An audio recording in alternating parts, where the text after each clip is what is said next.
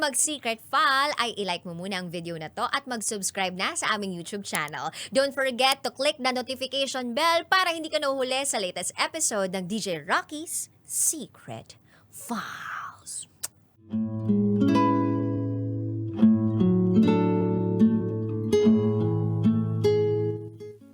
And now, it's time for DJ Rocky's Secret Files with Jello.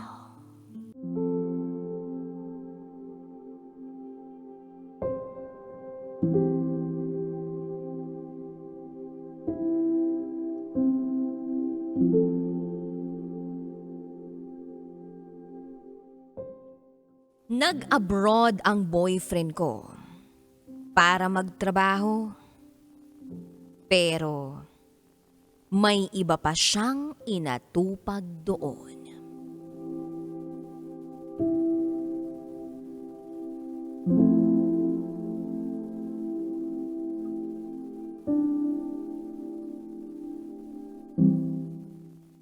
Hi DJ Rocky at DJ Jello.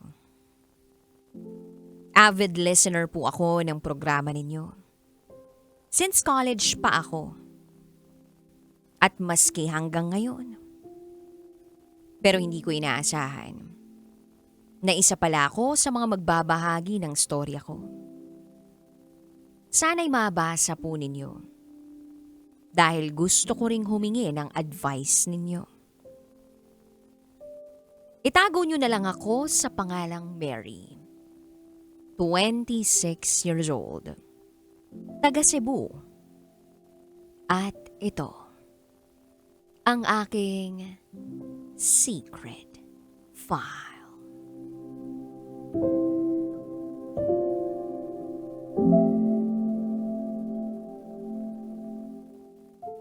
Kasalukuyan ako nagtatrabaho sa isang office sa Cebu. Sa isa sa mga kilalang kumpanya sa bansa. Bukod dito, meron din akong long-time boyfriend.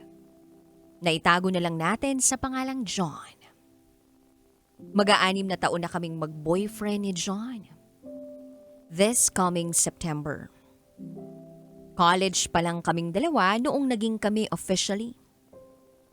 Masasabi ko talagang na kay John na ang lahat ng green flags. Alam niyo kung bakit? Siya kasi yung tipo ng lalaki na hindi mo na kailangang sabihan para i-update ka sa mga ginagawa niya o sa mga nangyayari sa buhay niya. Siya na mismo ang kusang gagawa noon para hindi ako mag-overthink. Since college pa lang ako, nasa isang long-distance relationship na kami. O LDR. Ako kasi that time, naninirahan sa isang boarding house na malapit sa university na pinapasukan ko. 2 hours lang naman ang agwat ng biyahe papunta sa amin kung uuwi ako. And every weekend naman akong umuwi sa amin. Tsaka ako susunduin ni John sa dormitory ko at ihahatid sa amin. Doon na rin siya mag-i-spend ng time sa bahay namin. Isa sa mga nagustuhan ko kay John ay ang kanyang pagiging magalang at pagkakaroon ng takot sa Diyos. Kapag linggo, ipinagpapaalam ako ni John sa parents ko para magsimba kaming dalawa. O minsan naman, tuwing may okasyon sa kanila, ipinagpapaalam din niya ako. Lagi niya akong inaalagaan tuwing pumupunta o dumadalaw ako sa kanila. Para sa akin, siya talaga yung tipo ng lalaki na pang-husband material na talaga. Yun nga lang, DJ Rocky at DJ Jello. May pagka, may pagka mahigpit din si John sa akin. Kapag minsan kasi, nagsusuot ako ng sexy na damit, nagagalit siya. Ayaw niya na ganong klaseng damit ang isinusuot ko. Oo, may pagka-conservative si John. Yan ang halos pinag-aawayan namin palagi. Dahil ayaw lang daw naman niya na mabastos ako. Na-appreciate ko naman siya sa malasakit niya para sa akin sa totoo lang. Actually, mas lalo pang tumibay ang relasyon namin. Dahil sobrang open namin sa mga pamilya namin, both sides. Ramdam ko rin na botong-boto sa akin ang pamilya ni John. Mas excited pa nga sila na ikasal kami. Gusto na ng mga magulang ni John na magkaroon ng apo. Nakakataba lang ng puso isipin na bukas ang loob nila na tanggapin ako bilang kasintahan ni John at tratuhing miyembro na rin ng pamilya nila. Si John ay 9 na taong mas matanda sa akin. Dahil sa age gap namin at sa unti-unti rin niyang pagtanda, gusto na niyang mag-settle na kami. Gusto na niya na magkaroon kami ng sarili naming pamilya. Yun nga lang, syempre, hinihintay niya na makatapos ako ng kolehiyo.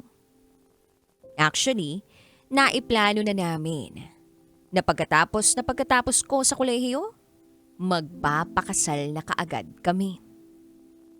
Pero nakiusap lang din ako sa kanya na tsaka na kami magpakasal kapag may trabaho na ako. Alam niya naman na gusto ko rin munang makabawi sa pamilya ko.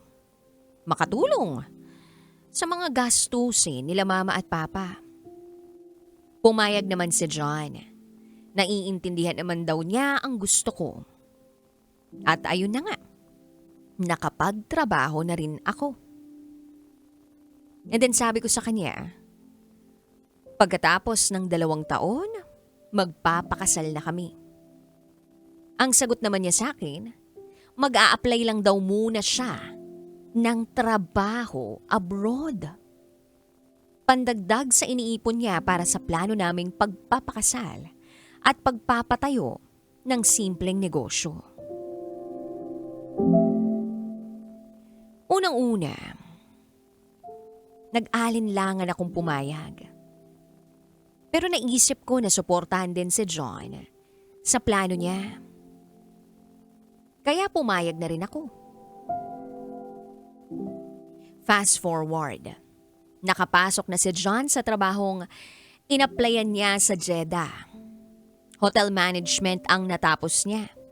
At marami rin siyang talent. Kaya nakapasa agad siya sa screening ng kumpanya. At ayun na, nagsimula na akong mag-adjust. Dahil hindi na kami pareho ng oras. Kung gising siya, tulog naman ako. Kaya ang ginagawa namin, nag-a-alarm ako madalas para maset yung oras kung kailan kami mag-uusap sa video call. Madalas kaming magkumustahan tungkol sa mga ganap sa araw namin. Sa mga ganitong usapan lang, kahit maiksi, masaya na kami.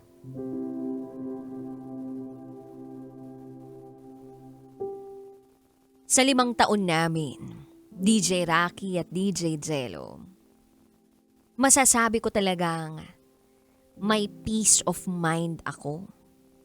At never ako nag-overthink tungkol kay John. Dahil lagi naman kaming updated sa isa't isa. Kahit tulog ako, pinanunood niya ako sa video call. At aaminin ko na sobra kong mahal si John. To the point na lahat ay naibigay ko na sa kanya. Oo. Siya ang unang nakakuha sa pagkababae ko. Yun nga lang, lahat ng magandang ugnayan na meron kami ay tuluyang nasira noong may nalaman ako na hindi magandang nangyayari.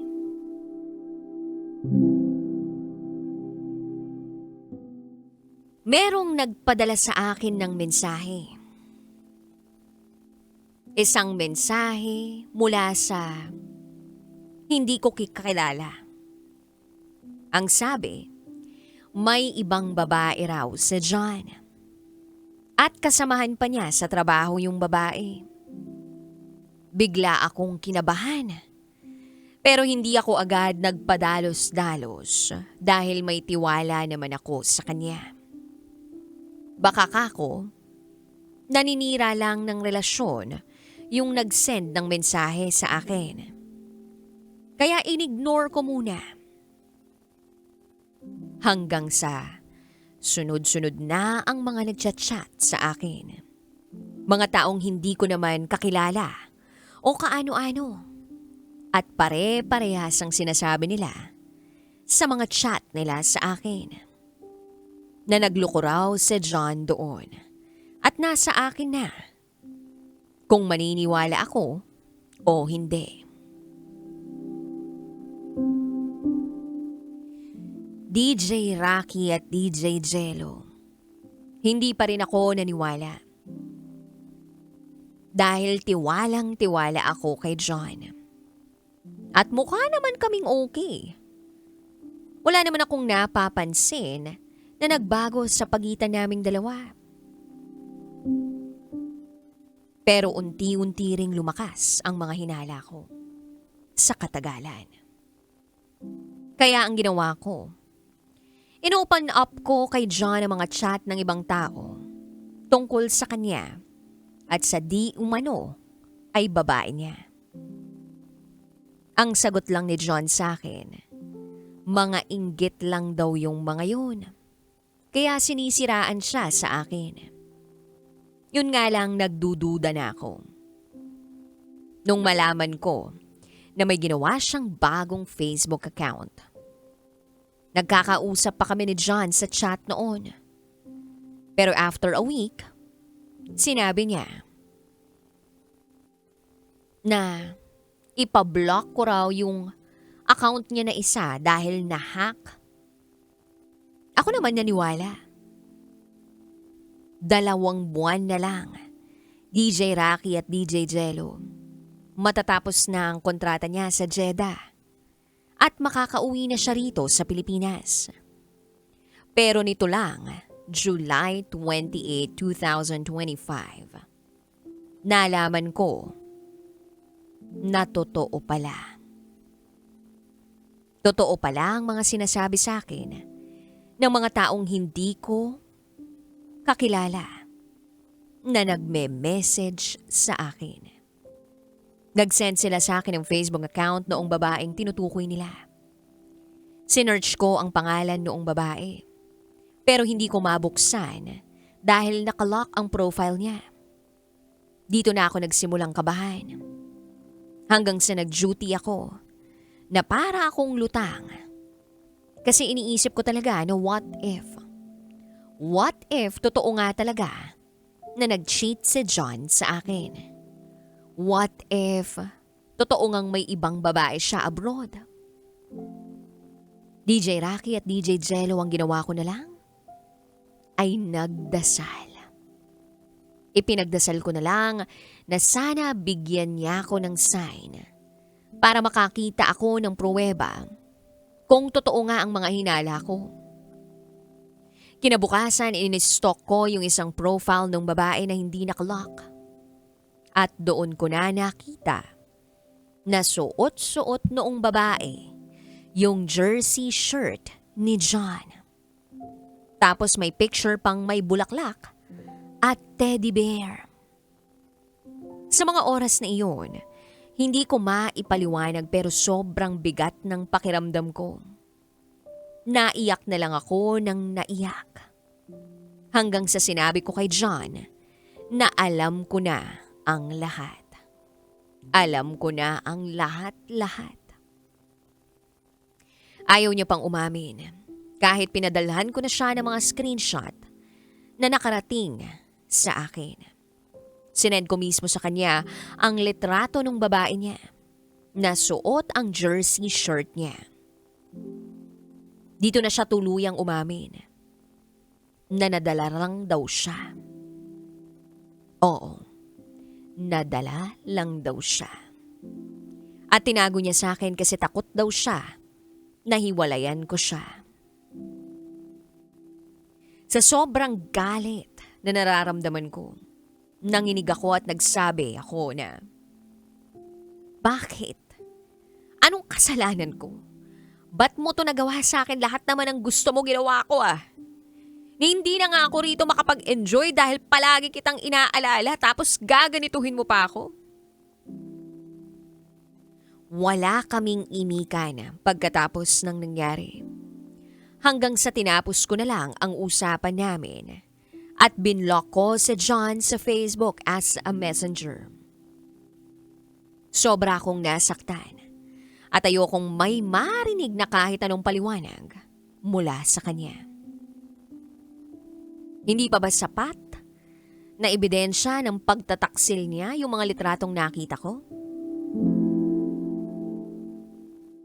DJ Rocky at DJ Jello, aaminin ko. Mahal ko pa rin naman sa John.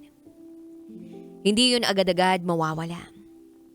Pero yung sakit na ginawa niya sa akin, hindi pa rin mawala-wala. Sa totoo lang, hindi ko alam ang magiging kahihinatnan ng anumang meron kami ni John. Hindi pa kami uli nagkakausap matapos ang huli naming usapan nung araw na iyon. Sana ay mabigyan niyo ako ng advice. Ano ba ang dapat kong gawin? Hanggang dito na lang muna. Maraming salamat sa pag-iere ng kwento ko. Muli, ako si Mary.